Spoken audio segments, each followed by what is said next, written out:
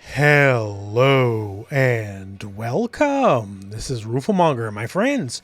In today's video, we're going to be talking about patches in fighting games. And this is throughout all fighting games, really. And this is definitely sparked by the recent Mortal Kombat 1 patch, which has had some mixed responses, to say the least. The patch did a lot of things, and you can check patch coverage on the channel.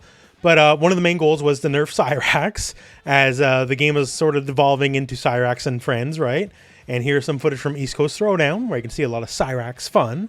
And you know, some people, hey, they love it. I can definitely attest to in my YouTube comments on some of the Mortal Kombat 1 patch videos, people are glad Cyrax got the axe, right? But then again, there's a lot of other people that are basically, hey, maybe this was the right answer eventually, but it's too soon, and too much too soon. Let the meta develop. Let's see where things go. Because today's top tier is tomorrow's forgotten character, right? Mortal Kombat 1 already proved that very early on with Serena, where everyone said Serena was, you know, like day -3 before the game was even officially out for most people. Serena was going to kill the game, and hey, that didn't exactly happen now, did it, right? Turns out her quote-unquote unstoppable offense had a lot of holes in it. You can get around it pretty easily if you knew what was up. And while she's still fine, she's still even, you know, I would say a better than average cameo, you know, she didn't run the game. But it turns out Cyrax did. And try as we might, we had more than a few days of Cyrax, and turns out there isn't exactly much counterplay to Cyrax. But that said here, let's look at it this way. What is the right time to patch a game? Because we had a patch very early on here in Mortal Kombat 1's life, and it had a lot of dramatic effects, but then look at a game like Street Fighter. Street Fighter 6 took a stance very early on. There's only going to be one major balance patch a year. And honestly, that's a hell of a stance to take. And so far, Capcom seems to be sticking to it. And there's certainly a lot of virtue and a lot of benefits to this stance. But also, I could argue there is a lot of negatives. Because, say, let's look at who are the top characters right now. You know, you're almost always going to find people complaining about JP and Ken. And people are complaining about JP and Ken at the start of the game. And here we are now, months after launch. You know, Street Fighter 6 is not a new game anymore. And we're still complaining about JP and Ken, and it's not going to get any better. Like, we've learned the characters, we've labbed the setups, right? There's no new counterplay to be found, perhaps other than whenever new DLC launches, and perhaps some weird edge case tech yet to be discovered. But if you don't like Ken and JP, this is what the game's going to be. Like, we didn't like Cyrax in Mortal Kombat 1? Okay, Cyrax got murdered, basically. And now we have a new world to look for. It's probably a world where Kung Lao Sis is going to take over, but at least it's something different versus, say, Street Fighter 6's approach. This is going to be the same. It's going to be the same in 2 months. It's going to be the same in 3 months. It's going to be the same till about June of next year if Capcom sticks to their guns. And if you don't like the current meta, the current balance of Street Fighter 6, other than perhaps new DLC characters, there's very little incentive for you to stick around. Because it's not going to change.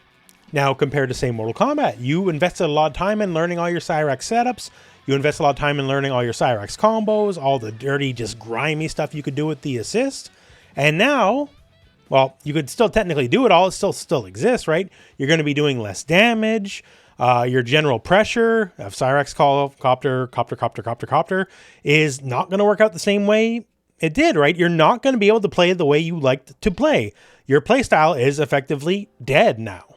So if this is what you liked, it's gone now. That's it. You will have to learn a new way to play the game. Your old playstyle is gone. And these contrast very heavily, these two viewpoints, Street Fighter and Mortal Kombat, because basically, how do you like your way of life? Do you like it static or do you like it dynamic? And I suppose there's pros and cons to both. Because, say, Mortal Kombat, right? If we left it the way it was, like, say, Street Fighter is doing right now, obviously there was some not fully thought out decisions, maybe balance-wise out of the gate, or perhaps the developers didn't realize the full power of some of the assists. That would happen, especially in game with assists, that's okay. But it's not like Cyrax was going to get less popular, right? More and more and more people are going to use Cyrax, and the only people who weren't going to use Cyrax are people who are going to be using Kung Lao. And that would not be good for the long-term health of the game. So shifting that around, I think, maybe I don't agree with every single change in the patch, but I think at least the Cyrax cull is good for the overall long-term health of the game. Now on the flip, you know, not intervening, letting things rock, right? I think Street Fighter 6's balance overall is in a good-ish spot, right? It's not perfect. but it's a really good first attempt, especially for Street Fighter. It's the best first attempt they've ever done. But that said, things can get stale, right? Like, unless you're specifically, you're doing like the MR grind and master rank, right? What is there for you to look forward to? Certainly not costumes, because we're still waiting on those friggin' costumes.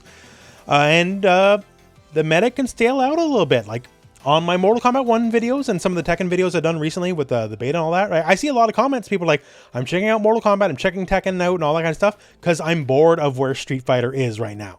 Not even necessarily don't like where Street Fighter is right now, but bored of where Street Fighter is right now because this is the game and this is all the game's going to be for over like 6+ months more to come. Like, if you're not excited for the ranked grind itself, other than say Ed and Akuma or upcoming DLC, what else is there to look forward to? Because things aren't going to change. Like, we all do our own little fantasy booking, balance changes in our heads, right? And you can rest assured, whatever you have in design for any given character, be it buffs or nerfs, it's not happening, and it's definitely not happening anytime soon. Because I will say this for balance patches. People, regardless, they like the patch, they don't like the patch, whatever, people are always excited for a balance patch. Like, it's easy enough for me to tell because I got numbers to prove it, right? Videos I do on balance patches get more views than other videos I make on the channel.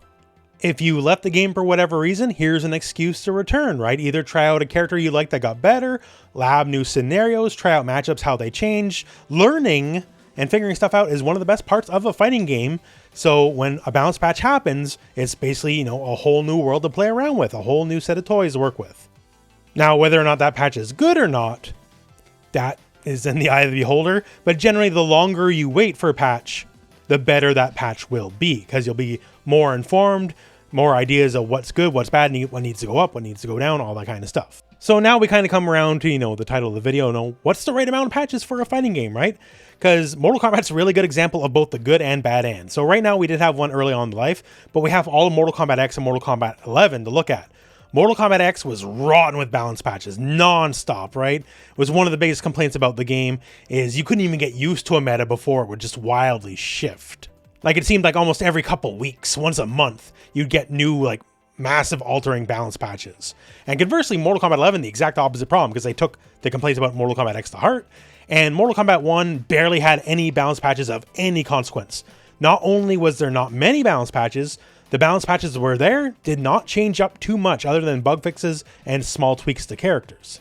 And frankly, that sucked too. And if I had to pick one or the other, I'd pick Mortal Kombat X because at least it's more fun to read constant patch notes, I guess. So I'll tell you this right now. For Street Fighter 6 specifically, once a year balance patch, I don't like it. So, maybe for their grand competitive scheme with the Capcom Pro Tour and all that kind of stuff, that's their vision. That's fine. I can't make their choices for them. But for me as a player, I'll tell you this right now, knowing that there's nothing new to look forward to for months and months and months other than DLC, that's boring to me. I look at a balance patch as not only something to, fix the balance of the game, always trying to aim for that perfect ideal, right? But it's something to freshen the game up. It's something new to look forward to. And so I've kind of thought about it in my head and like, what's my perfect balance scenario? And this is what I personally come up with 3 times a year. Every 4 months, there should be a major balance patch just to look at the game for the health of the game, just tweaking things and keeping people interested. I look at the League of Legends model. League of Legends patches the game balances all the time.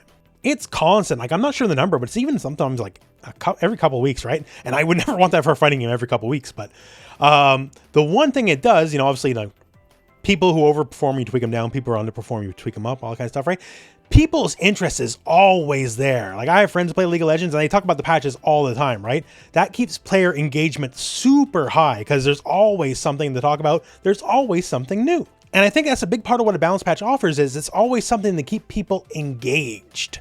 Because I think that's as important as anything else, right? If the player base is not engaged, they stop playing, they go to a different game, they stop going. Like, here at the fighting game community, we're a weird, resilient bunch, and we can kind of keep doing the same thing a lot longer than other games can, especially, like the yearly COD game or whatever, people lose their attention span, all that kind of stuff. We're better on that front, but we still want to see new stuff. I think it's still fun to have things shaken up. So for me, that's the ideal. 3 major balance patches a year, wildly shake things up, and obviously emergency patches, whatever, need to be along the board, and maybe just a small tweak patch in between every now and then. Say every 2 months, there's like, okay, here's a couple small character tweaks. So basically every couple months something's happening. 2 months in, some small tweaks, maybe drop some costumes, some DLC characters, let that stuff just marinate. And then another 2 months go by, okay, big patch. If we need to change our DLC character, we can change our DLC character. Need to tweak the meta however needs to be tweaked, we can do that. And then a couple months go by, okay, another couple small tweaks, and another character, another outfit, another whatever, right? So people always are on the ball. They always care what's going on because it's fun to stay engaged. Like, if you told me whatever big tournament just happened for Street Fighter, say in Japan, like, oh, Ken or JP won, I don't care, honestly. At this point, I really don't care anymore. Like, good for them, sincerely, right? But my interest is not there at the moment. I'm sick of seeing Ken and JP. And I'm certainly not going to get more interested in March of next year when it's still exactly the same. So at this point, I don't even know what this video is anymore. Maybe it's a weird rant piece. That said, I want your opinion on this. What do you think the right mix of balance patches should be? Do you want a lot? Do you want a little? Do you think Street Fighter's right? Do you think Mortal Kombat's right to do some major patches so early on into the game's life? Please voice your opinion on this. Because I do think it's a topic worth discussing. Because obviously every game's got their own formula. No one's going to find the quote-unquote perfect formula. It's always going to be different.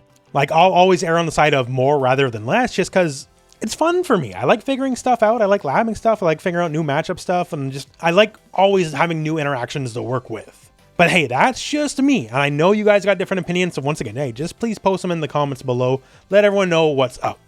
So I guess for this now at the end of the video, time will tell the greater tale. For Mortal Kombat, will Kung Lao just take the place of Cyrax and fill the shoes? And we sort of have the same problem as we did before with a new Tyrant, right? And the balance patch only shifted the focus rather than actually kind of neutering it. And for Street Fighter, man, just give me the costumes, right? If you're not going to give me a balance patch, give me those costumes already. Why are we waiting so long for costume 3? I don't know. They look pretty. We want them. I'll buy them. I will give you money for them. Please just give me those costumes already. Like, given the amount of costumes in Street Fighter 4 and 5, you'd think we'd be on like costumes 4 or 5 already, right? Not still just waiting on the base set, and we didn't even get any Halloween costumes. And we might not get any Christmas costumes. Where are the seasonal stuff? We like the seasonal stuff. Let us give you money.